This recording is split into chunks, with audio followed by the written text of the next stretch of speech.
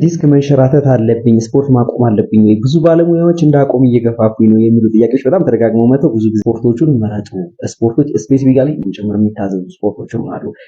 ሉምባር አካባቢ ያሉ ጡንቻዎችን ሰፖርት የሚያደርጉ ጡንቻዎችን የምናጠነክርባቸው ስፖርቶች አሉ። ሞቢሊቲ እንቅስቃሴዎችን የምንቀልጥፍና የሰውነታችንን ቅልጥፍና የምንጨምርባቸው ስፖርቶች ይኖራሉ። ብዙ የሚመከሩ ስፖርቶች አሉ።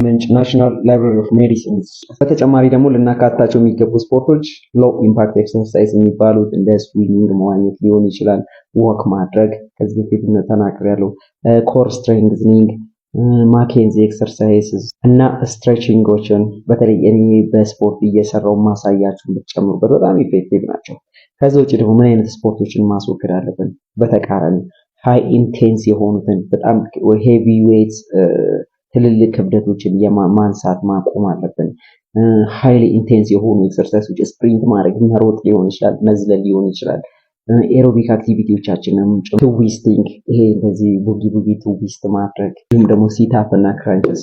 በተለይ እነዚህ ደግሞ ወደፊት ስለምንታጠብ በበለጠ ዲስካችንን ይጎዱብናል፣ የነበረብንን የዲስክ በሽታ ያባብሱብናል። ይሄ ነው መልስ።